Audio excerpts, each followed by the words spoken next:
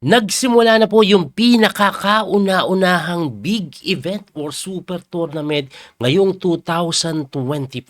Ito po yung Tata Steel Chess 2025 na kung saan kadalasan po dito kalaro si Magnus pati si Wesley. Pero sa pagkakataong ito, wala sila.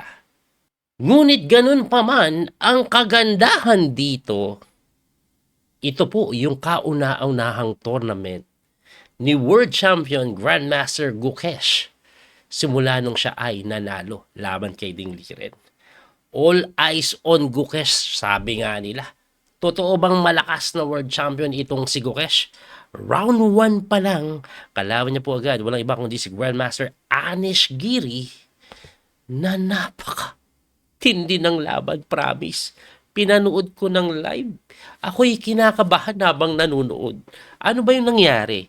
Eto po, puti po si Gukesh dito, ang tinira niya po ay Knight F3. Nasinagot naman ng Knight F6, G3, D5, tumira po ng Bishop G2, nag C5, tinirahan ng castling, Knight C6, tapos D4. So yung setup po na napili nila, King's Indian attack po yan, na Sicilian variation. Opo, parang Kia yan pero Sicilian variation. That's according to chess.com database. So pagka D4 po, ang common ginagawa dyan, ini-E6 lang of course. Pagka E6, nag-C4, aggressive. Naging Indian game Knights variation.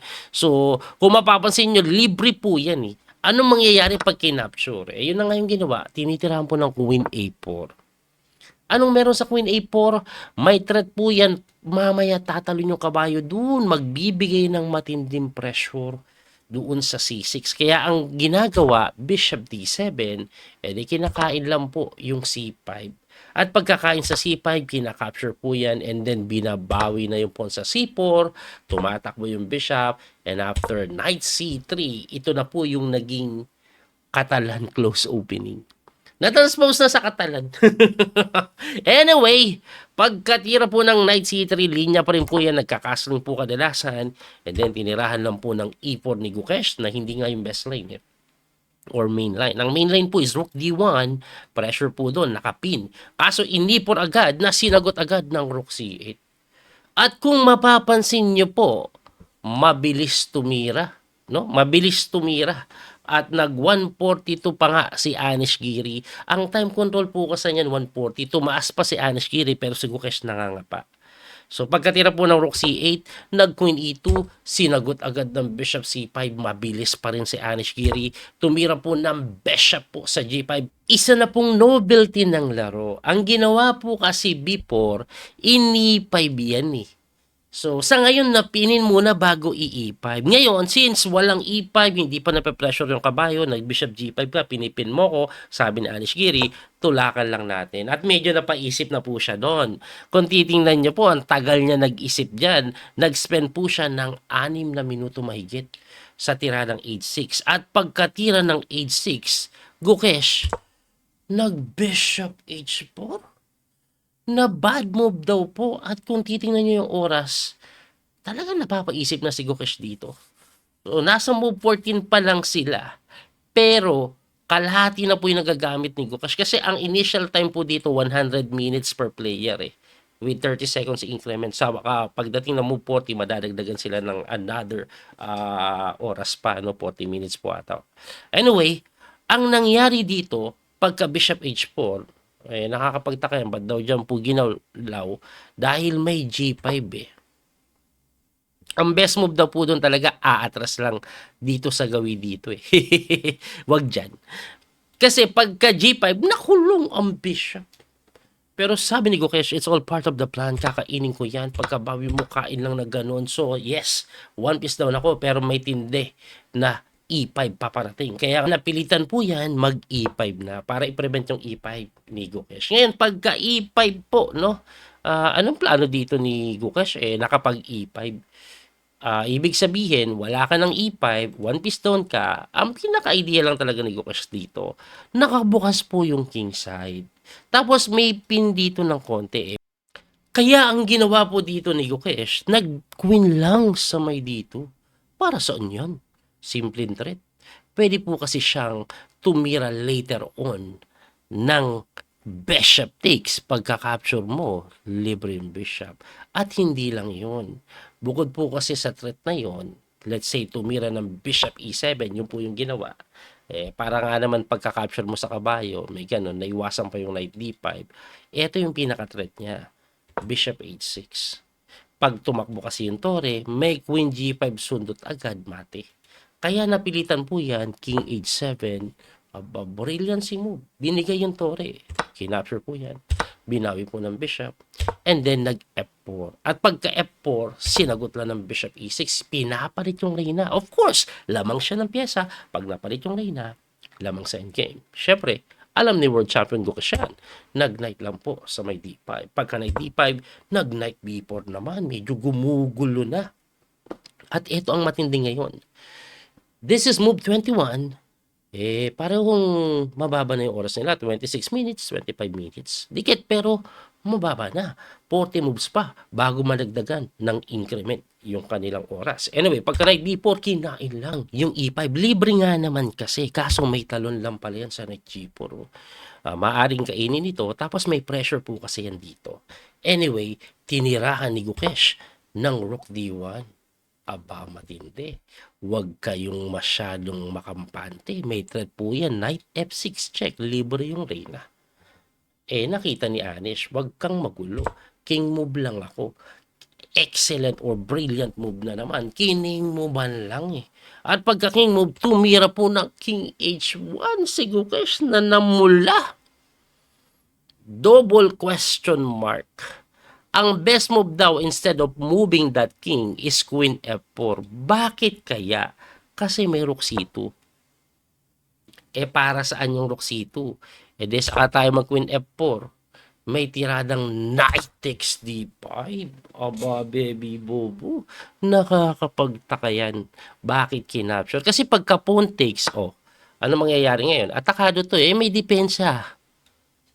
Ang mangyayari pala dyan, isa-sacrifice yan. Grabe.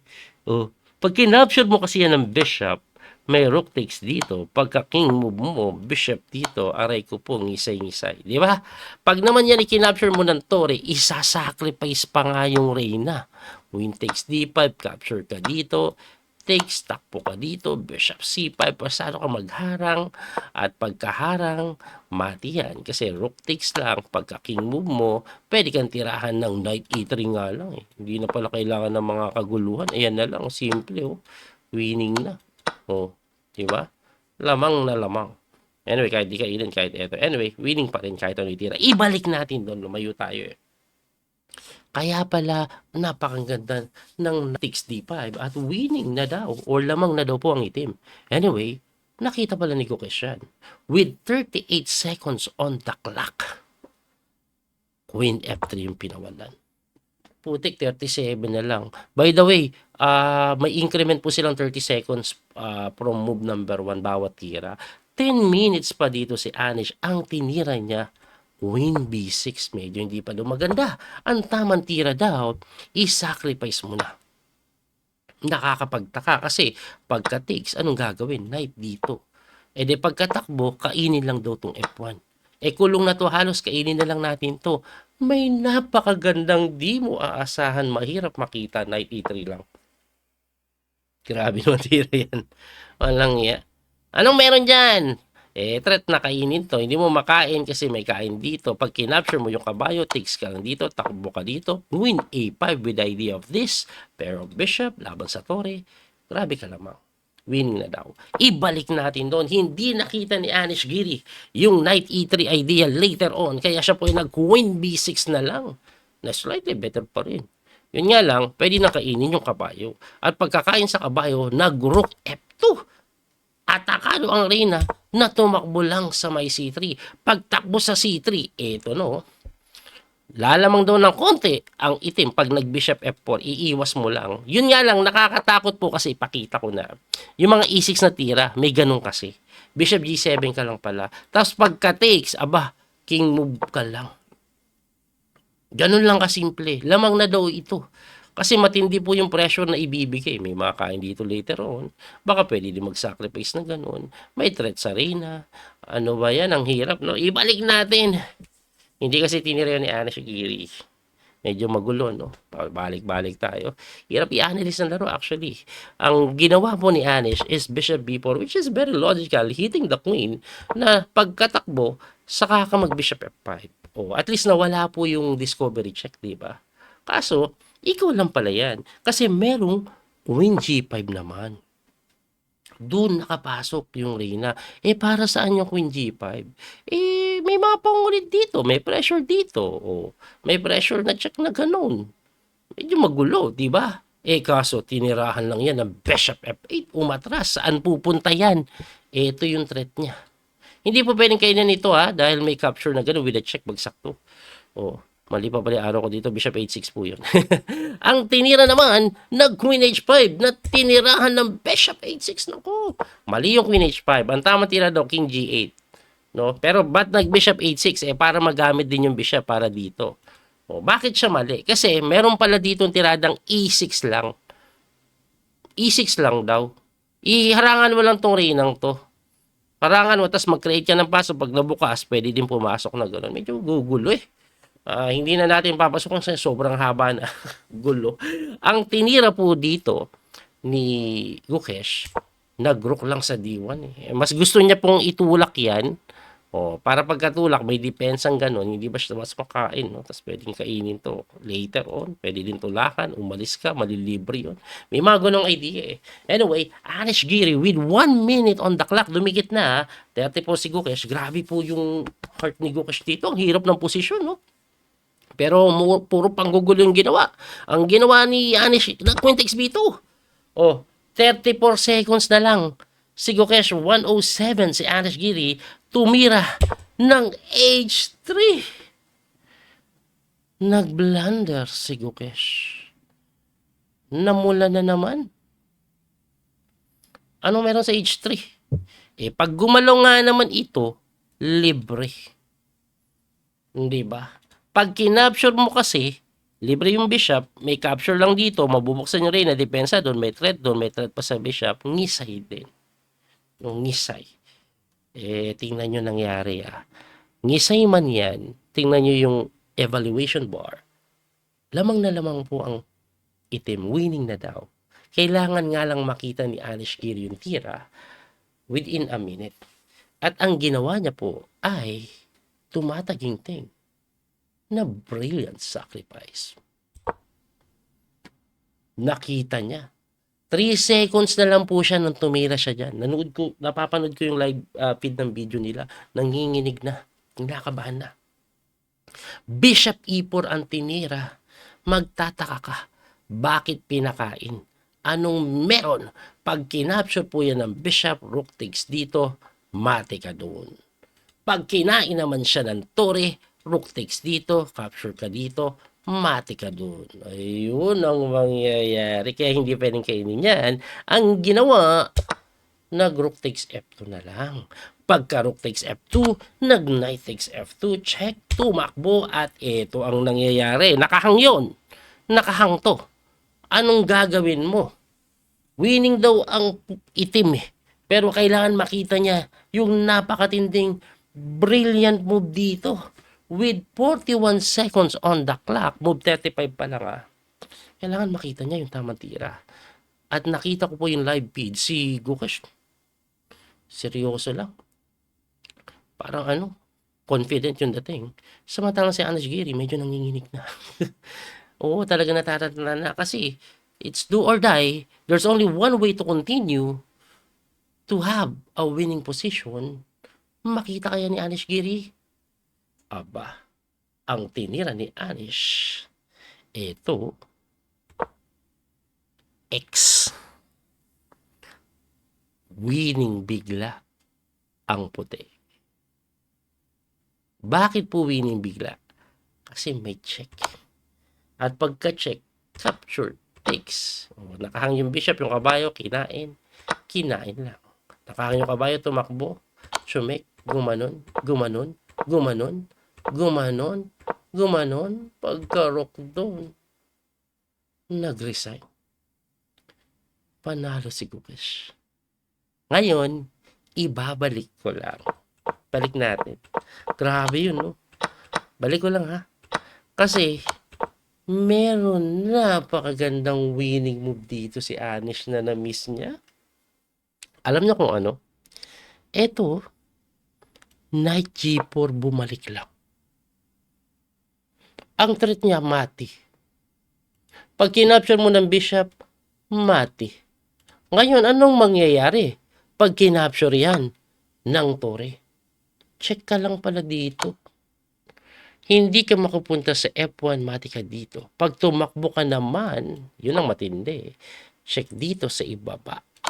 Persado kang iharang ang bishop. Ayun. Panalo. Sana si Anish Giri. Pero hindi niya nakita dahil nga po na time pressure eh.